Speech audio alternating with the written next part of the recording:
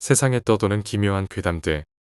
첫 번째 이야기, 경기도에서 서초구로 이사가서 실제로 겪었던 실화괴담. 여러분은 자신의 모습을 본 적 있으세요? 저는 딱 한 번 그런 경험을 했습니다. 그런데 그게 좀 특이해서 글을 올립니다.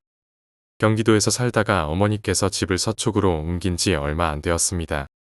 저랑 동생은 같이 큰 방을 쓰고 있었습니다. 그런데 이사 와서부터 동생이 이를 갈고 자는 것이었습니다. 그래서 물어보니 꿈에서 자꾸 누가 뒤에서 따라오는 꿈을 꾼다고 하더군요. 뻥치지 말라고 하면서도 왠지 좀 뒤가 캥기더군요. 저도 이사 와서부터는 잠을 잘 못 잤습니다. 그럭저럭 지내다가 여름방학의 어떤 날이었습니다. 그날은 절대 잊을래야 잊을 수 없을 겁니다. 자다가 눈을 떴는데 제가 보이는 겁니다. 침대에 누워서 자는 모습 그대로요. 그런데 저한테만 색이 다 있고 나머지는 온통 빨간 배경이었습니다. 그걸 상상해보라면 크리스탈 같습니다. 내부가 투시되어 보이는 것 빨간 형태로 다 배경이 칠해져 있는데 벽을 보면 벽을 통해서 다음 화면이 보이는 겁니다.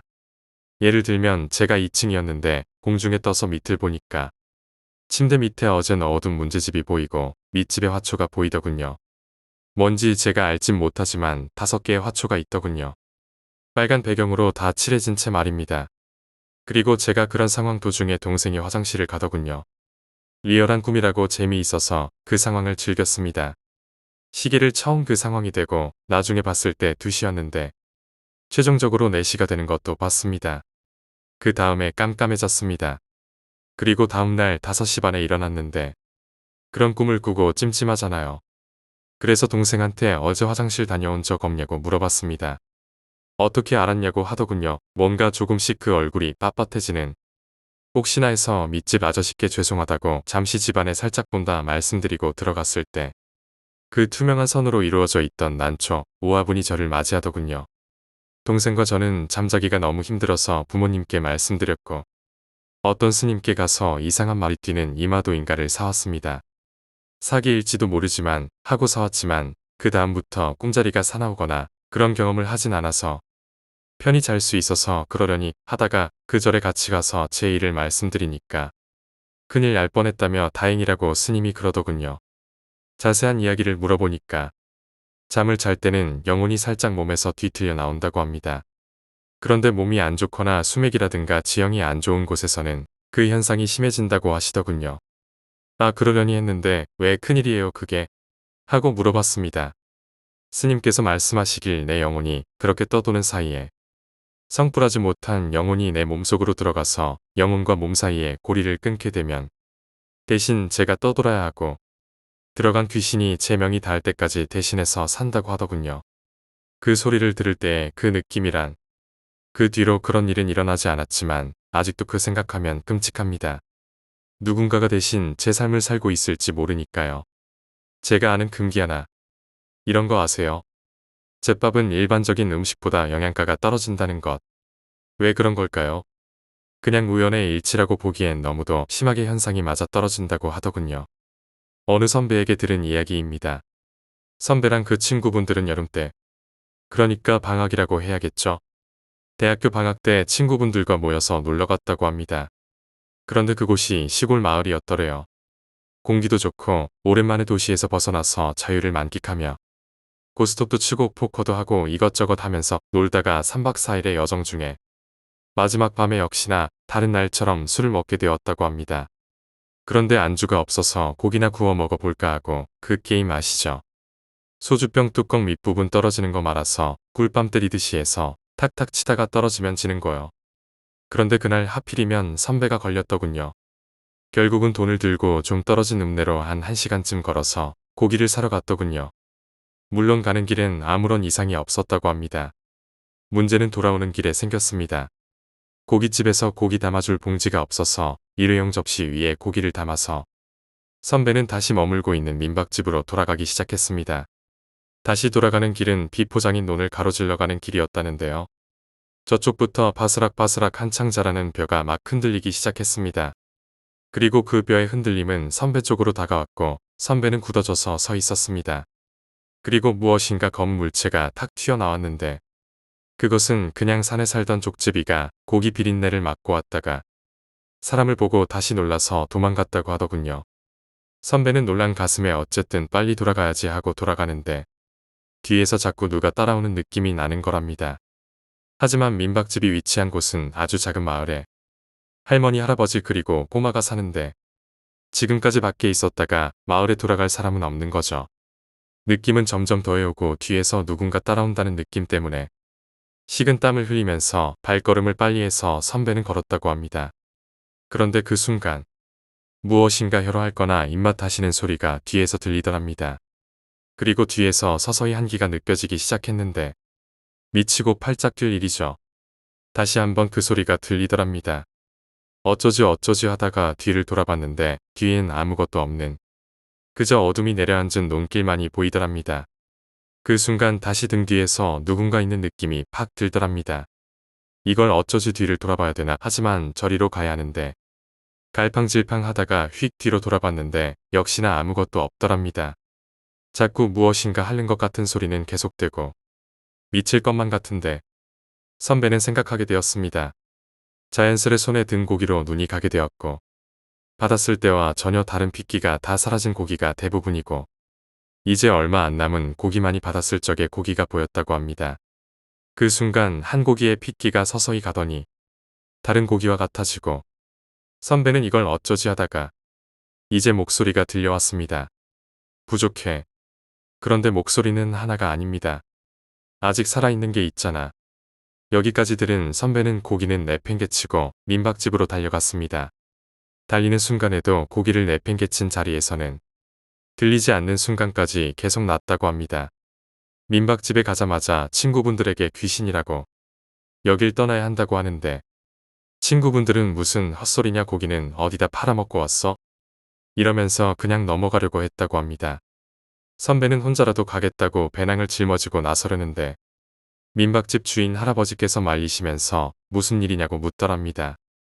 자초지종을 설명하자 할아버지께서 지금 떠나면 자네는 죽을지도 몰라. 내일 아침이 돼서 밝을 때 떠나게. 이러시더랍니다. 이유를 물어서 말씀 안 하시던 할아버지께서 말씀해 주신 건 금기였습니다. 오래전에는 전깃불도 없고 그냥 농사가 주업이던 시절에는 꼭 지키는 금기들이 있었는데 그 중에 하나가 바로 저녁에는 피가 묻은 고기를 들고 돌아다니지 않는다라는 것. 할아버지의 설명은 이러했습니다. 귀신들은 붉은색을 매우 좋아한다고 합니다. 왜냐하면 피의 색이기 때문이죠. 죽어서 떠도는 귀신은 피를 갈구하게 된다고 합니다. 그러나 실제로 사람을 때리거나 해서 해할 수는 없기 때문에 피가 빠졌어도 어느 정도 남아있는 생고기를 들고 다니면 그 고기에 붙어서 남아있는 피의 맛을 보는 거죠. 그런데 귀신도 사람과 같아서 점점 더 많은 것을 원하는 거죠. 결국은 그걸 든 사람을 죽게 만들어 그 피를 먹는 겁니다. 물론 때리거나 상처를 줄 순 없지만 상처를 줄 만한 곳으로 유도해서 사람을 몰는 거죠. 절벽이나 뭐 그런 곳으로요. 그리고 상처가 나서 터져 죽으면 그 피를 먹는다고 합니다. 그래서 예전 시절의 금기 중 하나는 생고기를 저녁에 혼자 들고 다니지 말라는 것이었다는 겁니다. 선배는 그 소리를 듣고 나자 집 밖에서 냉큼 들어와서 다음날 아침에 무사히 돌아왔습니다. 여러분도 만약 MT나 동호회 여행 같은 걸 갔는데 외딴 곳이라면 혹시 모르니 친구분들이랑 항상 같이 다니세요. 두 번째 이야기, 부모님의 실화괴담.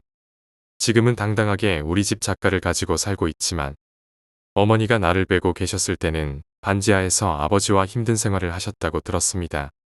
지금 내가 하고자 하는 이야기는 그때 우리 부모님이 겪으신 이야기입니다. 반지하에서 힘든 생활을 하시며 20대 초반에 인생이란 녀석과의 싸움을 하며 살던 그때 하루하루가 지친 몸과 마음의 병이 깊어질 때였습니다. 하지만 어머니는 나를 임신하신 상태여서 부끄럽지 않은 부모가 되기 위해 아버지와 어머니는 하루하루를 버텨오셨습니다. 그날도 힘든 일과를 마치고 하루 중 유일하게 인생과의 싸움에서의 도피인 잠을 자던 때였습니다. 반지하의 구조는 거의 비슷하지만 방 하나의 약간의 공간에서 부모님이 추위를 약간이라도 덜기 위해 서로의 몸을 밀착시키고 자고 있을 때였습니다. 자는 중에 어머니가 갑자기 더 추워진 것을 느껴 잠결에 창문 쪽을 봤는데 약간의 불빛이 보이셨습니다. 눈을 비비고 다시 한번 봤더니 어둠 때문에 여자인지 남자인지 모를 사람이 창문을 열고 담배불로 모기장을 원모양으로 지지고 있던 것이었습니다. 웬만한 사람들은 알 것입니다. 담배를 빨 때 최고 온도가 엄청 높다는 사실을. 그 빛의 정체가 담배불과 달빛에 비친 칼이었습니다. 놀란 어머니는 아버지를 흔들어 깨우셨습니다. 어머니가 조심스레 가리키는 곳을 보신 아버지는 극도로 흥분을 하셨습니다. 자신들도 이렇게 힘들게 돈을 버는데 도둑질을 하는 사람이 싫으셨습니다.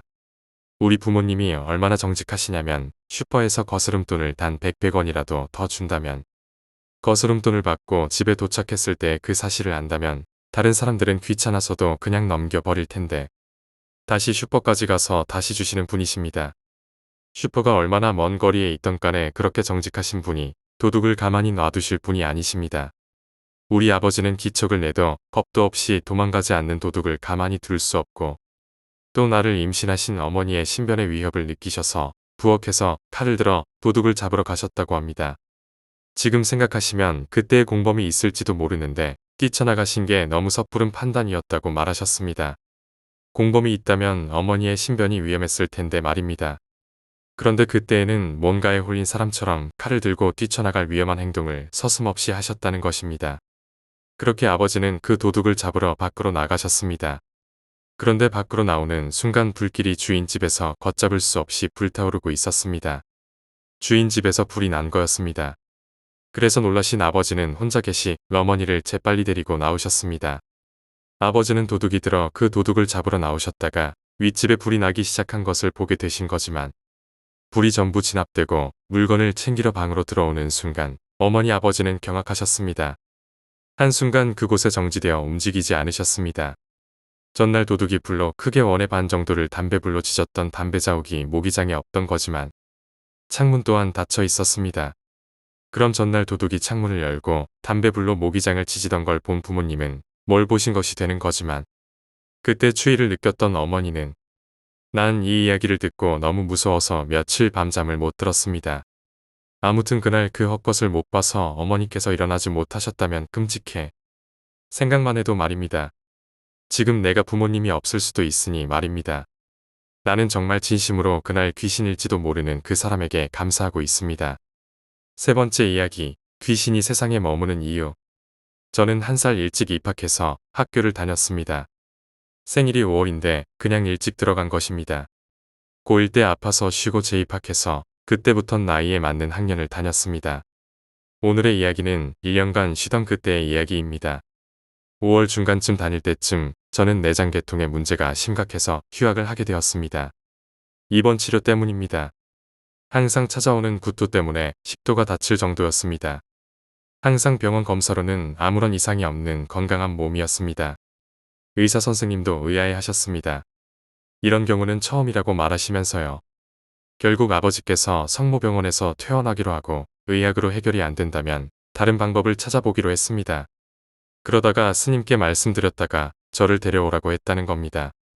저는 전에 꿈이 뒤숭숭한 것도 치료해 주셨으니 기대 반 설마 하는 마음 반으로 결국 아버지를 따라 절까지 갔습니다. 대구에 도착해서 팔공산 쪽으로 가더군요. 절 이름 홍보하려는 것도 아니니 그냥 절이라고만 하겠습니다. 산속에 있을 줄 알고 기대했는데 그냥 도로변에 있더군요. 내심 실망이 커버렸습니다. 하지만 지난번 일도 있으니 이번에도 어떤 방법이 있으시니 부르셨겠지 하고 첫날은 그렇게 자면서 보냈습니다. 5시 반 기상을 하는 룰이라고 해야 되나요? 여튼 5시 반에 일어나서 법당으로 향했습니다. 이미 많은 사람들이 와서 부처님에게 절을 하고 있더군요. 저도 그때는 이유도 모른 채 다른 사람들을 따라서 절을 하기 시작했습니다. 아침 공양이란 것도 해보고 또 절을 하는데 점심 즈음 돼서 길을 준다고 하시더군요. 이런 기분으로 올라갔는데 큰 염주라고 해야 되나? 여튼간 그것으로 사람 몸을 등과 머리를 두드시면서 관세음 보살을 하고 계시더군요. 근데 제가 그 방으로 발을 들여놓자마자 스님이 절 탁 노려보시는 거예요.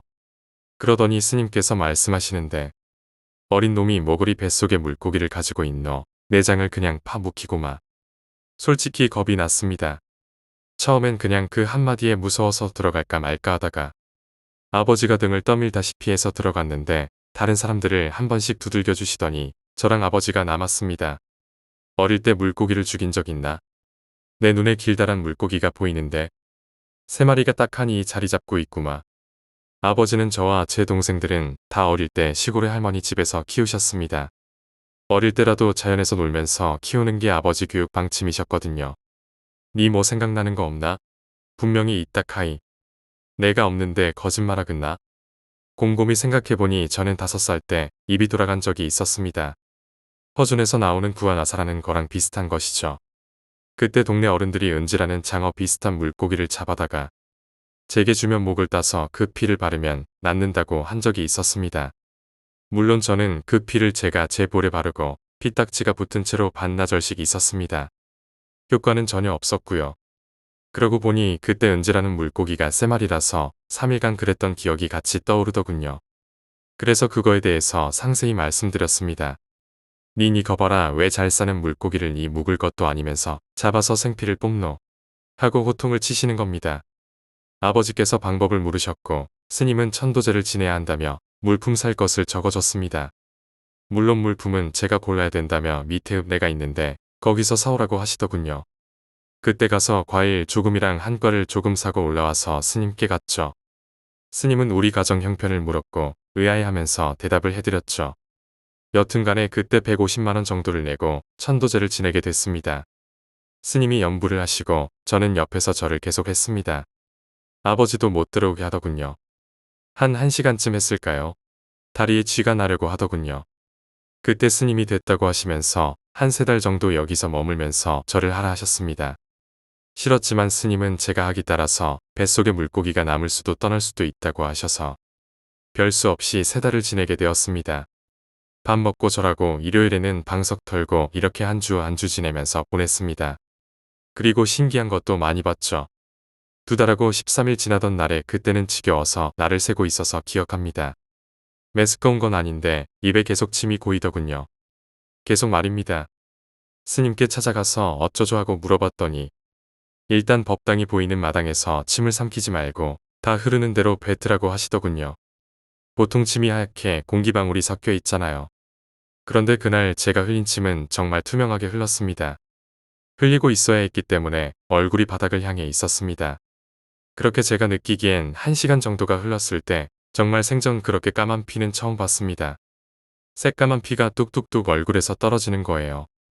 놀라서 스님하고 저는 스님을 불렀습니다. 스님은 다 됐다며 침이 멎으면 다 끝날 것이라 했습니다. 침이 멎고 저는 기분이 좀 찝찝해서 세수를 하러 갔는데 피가 난 곳이 딱 3군데 뭔가 좀 놀랐습니다. 3마리의 물고기가 피가 난 곳으로 나간 걸까 하는 생각이요. 그날 저녁 공양을 하고 스님과 그냥 같이 앉아서 이런저런 이야기를 하게 되었는데요. 스님의 말씀은 이랬습니다. 어느 생명이나 죽으면 하늘로 올라가게 된다고 합니다. 그런데 영혼이 되는 순간부터 어두운 곳에서 안식을 느끼게 된다고 합니다. 하늘로 올라갈 때 하늘에서 밝은 빛이 쏟아지는데 그 빛을 피해서 어두운 곳에 숨는 것이 바로 지상의 귀신이 된다고 합니다. 그래서 저녁이 되면 어두운 곳에 숨어 있던 귀신들이 낮과 다르게 가끔 세상을 활보하는 거죠. 물론 위의 귀신은 하급 귀신에 속합니다. 그냥 살명다 살고 죽은 귀신들이죠. 저들은 별로 특별한 의도 없이 지나가다가 사람들이 보고 놀라는 정도고 문제는 억울하게 죽는 경우나 꼭 해야 할 일이 있는데 죽는 경우라고 합니다. 원념이라고 하시던데 전 이 말이 뭔지 모르겠습니다. 누군가를 미워하거나 저주하는 마음쯤이 맞겠지요. 이러한 원념이 강하면 강할수록 그 귀신은 강하게 된다고 합니다. 그래서 낮에 나타나는 귀신은 보통 원념이 강한 귀신이라고 합니다. 위험한 귀신이란 거죠. 억울하게 죽은 귀신 보통은 이게 위험한 귀신이라고 합니다. 하지만 억울하게 죽지 않아도 누군가를 저주하고 싶은 마음이 강해지면 그 또한 위험한 귀신이 되는 거죠. 동물의 경우에도 마찬가지입니다. 동물들을 잡는 사람들은 보통 단명합니다. 스트레스 때문이라고 하는데요. 죽기 전에 가장 큰 고통을 준 존재가 있다면 여러분은 어쩌겠습니까? 답은 뻔한 거죠. 스트레스가 원인일지도 모르지만 스님의 이야기로는 귀신의 원한이 많이 지면 정상적인 생활이 불가능해진다고 하더군요. 그러면 귀신들은 밤에는 여기저기 돌아다니다가 낮엔 어디에 숨어 있을까요? 바로 사람입니다. 정확히는 사람의 몸속이죠. 빛이 무서워 사람의 뱃속에서 낮이 가기를 기다리면서 사람이 먹은 음식 등을 조금씩 빼서 먹는다고 합니다. 그렇게 사람 몸에는 수십 혹은 수백의 귀신이 기생한다고 합니다. 그런데 흔히 신 내렸다. 귀신이 씌었다 하는 사람에게는 일반적인 귀신이 아니라 센 귀신이 그 사람 안으로 들어가서 아이의 털을 잡는 거죠. 그렇게 되면 그 사람이 하고 싶은 마음과 반대로 자꾸 유도한다고 합니다. 그래서 귀신이 씌었다 그런 말이 나오는 거라고 합니다. 제가 지낸 천도제가 그런 센 귀신이 있을 때 그걸 하늘로 올려보내려는 거래요. 그럼 사람마다 귀신을 뱃속에 지니고 살고 있느냐는 물음에 스님도 가지고 산다라고 하시더군요. 많이 먹어도 살이 안 찌는 사람에겐 많은 귀신이 달라붙은 거라고 하더군요. 스님의 말씀으로는 귀신한테 해코지당하지 않으려면 그냥 원한 쌓지 말고 살아라라는군요. 저는 그때 이 소리를 듣고 어찌나 오싹해지던지. 네 번째 이야기, 옷걸이 괴담. 전 공고가 나와서 곧바로 취업 전선에 뛰어들었습니다. 회사에서 쓰라고 주는 오피스텔에서 생활하고 있습니다. 처음 저희가 들어갔을 때는 새로 지어진 곳이라 청소도 하고 회사에서 준 짐들을 정리했습니다. 푹 쉬면서 잘 생활했습니다. 그런데 한 달 정도 지났을까요? 근무를 마치고 집에 들어가려고 문을 열었는데 불은 다 꺼져 있고 사람 그림자가 보였습니다. 저는 순간 무척 놀랐습니다. 심장이 멎는 줄 알았습니다. 현관에 서서 정면을 똑바로 응시했는데 알고 보니 커튼 사이로 흘러든 빛의 옷걸이에 옷에서 생긴 그림자였습니다. 제가 좀 소심해서 겁이 많아 그림자의 질에 놀란 거죠. 곧장 달려가서 불을 켜고 나서야 안심했습니다. 그래도 밤 11시쯤 되는 시간에 혼자 있는 데다 겨울이라 스산하고 찬바람이 스치는 듯한 음산함에 얼른 잠을 자려고 씻지도 않고 옷만 벗고 누웠습니다. 불을 켜놓고 자려니 잠이 안 와서 어쩔 수 없이 불을 끄고 누웠습니다. 다행히 피곤한 몸 덕분에 쉽게 잠이 들었습니다. 몇 시인지 모르겠지만 잠이 살짝 깼을 때 눈앞에 그림자가 왼쪽으로 삐걱, 오른쪽으로 삐걱 흔들리는 것이었습니다. 그저 희미하게 언제까지인지 모르지만 꽤 오래 쳐다보다 잠이 들었습니다. 아침에 눈을 뜨자마자 그 기억이 떠올라 등골이 오싹해졌습니다. 얼른 커튼을 쳐보았지만 창문은 굳게 닫혀 있었습니다. 겨울에 창문을 열어놓고 잘 봐보는 없겠습니다. 한 친구는 휴무라 집에 갔고 또 다른 친구는 토요일 당직이라 집에 못 들어오는 상황이었습니다. 누군가 집에 들어왔을 리도 없습니다. 정말 기묘한 경험이었고 너무나도 무서웠습니다. 그 일이 있고 나서 옷걸이의 위치를 바꾸었습니다. 자진해서 기회가 되면 무조건 야근을 뛰었습니다.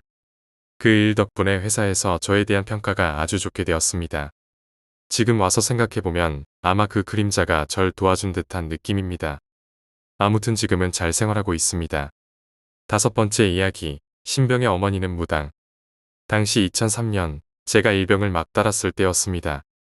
11월, 저는 자유로에서 특수지 근무를 서고 있었습니다. 자유로에서 한강 쪽을 보면 철책이 있습니다. 북한군이 남하하는 것을 사전에 예방하고 조기 발견 후 즉각 조치하기 위한 목적입니다. 그곳에서 1년 동안 생활을 했습니다. 우리 소대는 통일 전망대에서 6km 정도 떨어진 곳에 있었습니다. 여담으로 이야기를 하나 해드리겠습니다. 이건 전대에 있던 사람들이 인수인계하면서 해준 이야기입니다. 우리 소대장님도 알고 계셨습니다.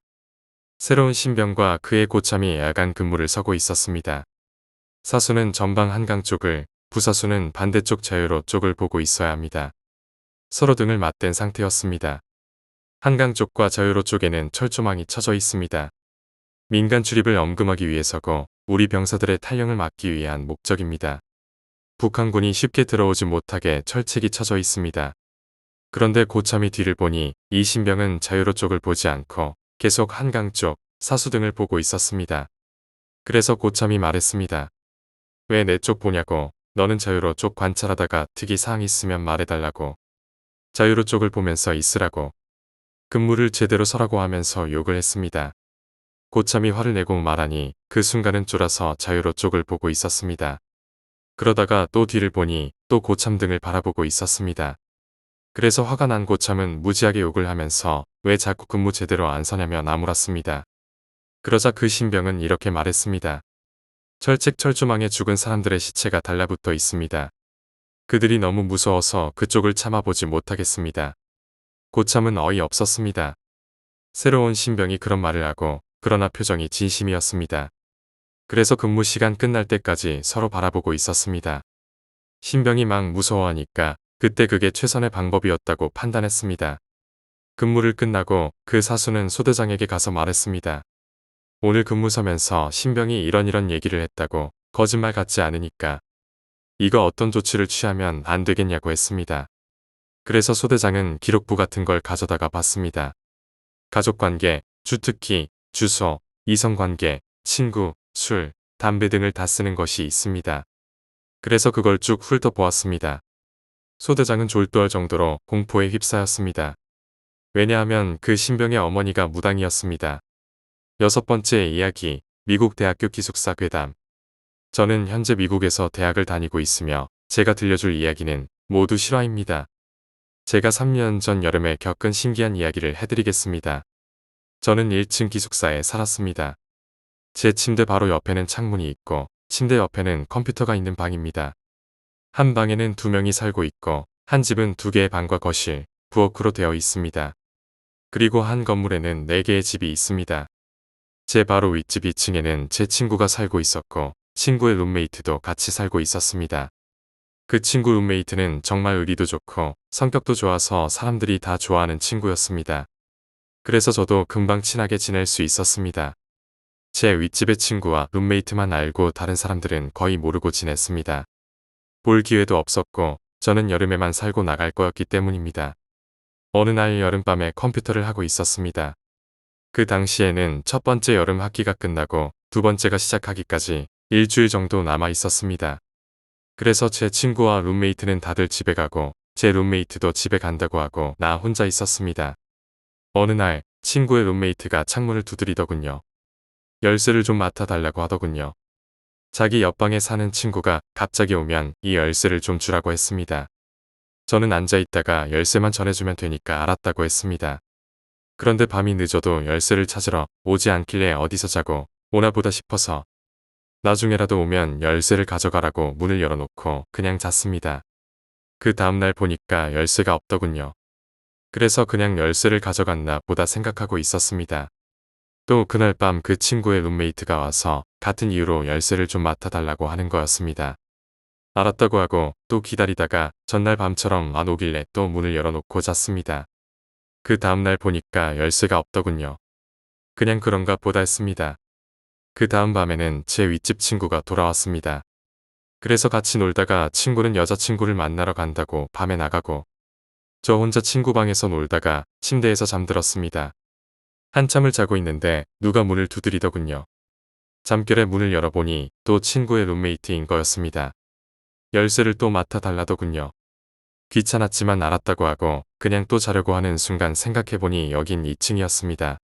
깜짝 놀라서 그러고 있는데 친구가 하얗게 질려서 들어왔습니다. 방금 룸메이트 부모님한테 전화가 왔는데 3일 전에 실종됐다가 산속에서 발견됐다는 거였습니다. 근데 나중에 알고 보니 죽은 날로 추정되는 시간이 저에게 열쇠를 맡기기 시작한 그날 밤이었습니다. 그러면 그때 저에게 열쇠를 맡긴 친구 룸메이트는 그때 이미 귀신이었을까요? 제가 분명 열쇠를 손으로 받았는데 그건 어떻게 된 건지 모르겠습니다. 너무나 풀리지 않는 점이 많습니다.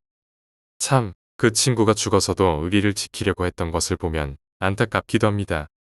지금 이 시간에도 어디선가 친구들을 지켜보고 있겠지요. 7번째 이야기, 나홀로 아파트 괴담. 마을과 유난히 떨어진 아파트가 있었습니다. 한 동밖에 없는 그 아파트에는 대부분 혼자 사는 사람이 대부분이었습니다. 이 이야기는 그 아파트에 살던 한 여자 대학생의 이야기입니다.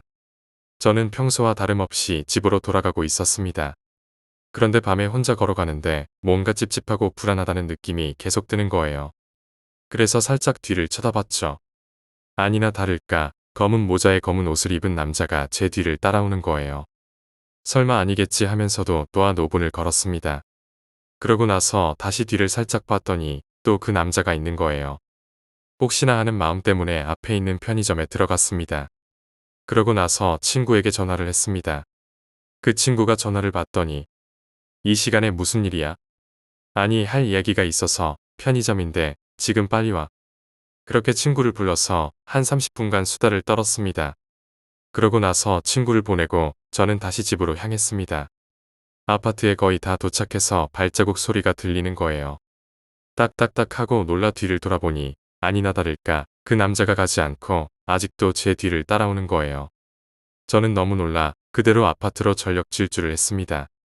마침 엘리베이터가 1층에 있었습니다. 저는 곧바로 저의 집인 15층을 누르고 문을 닫았습니다. 그런데 닫히기 직전 그 남자의 팔이 엘리베이터 문에 딱 걸린 거예요. 저는 너무 무서웠지만 더 이상 어떻게 할 방법이 없었습니다. 그 남자는 제가 15층을 누른 걸 보고 16층을 누르는 거예요. 불안에 떨며 엘리베이터를 타고 올라가는데 5층에서 엘리베이터가 딱 멈추는 거예요. 문이 열리자 맨발에 트렁크 팬티에 러닝만 입은 아저씨가 갑자기 제 손을 붙잡더니 영희야 왜 요즘 연락이 안 되니? 하며 팔을 세게 끌어당기는 거예요. 그렇게 저는 엘리베이터에서 나왔고 그 아저씨는 급히 엘리베이터 문을 닫았습니다. 그러고는 기억이 나질 않습니다. 일어나 보니 그 아저씨 집이더군요. 그러고 난 후 들은 이야기에 저는 소리를 지르지 않을 수 없었습니다. 16층에 살던 여자가 어제 살해당했다는 겁니다. 그러고 난 후 저는 그 아저씨에게 이야기를 들을 수 있었습니다. 아저씨는 베란다에서 담배를 피고 있었다죠. 그러다 제가 아파트로 도망가는 걸 봤답니다. 그러고 난 후 그 남자가 저를 뒤쫓는 걸 봤는데 가로등에 빛이 비쳐 그 남자의 손에서 뭔가 번쩍 빛났습니다. 칼이죠. 그 아저씨는 너무 놀라 저를 살려야겠다는 생각에 맨발 차림에 저를 구해주셨던 겁니다.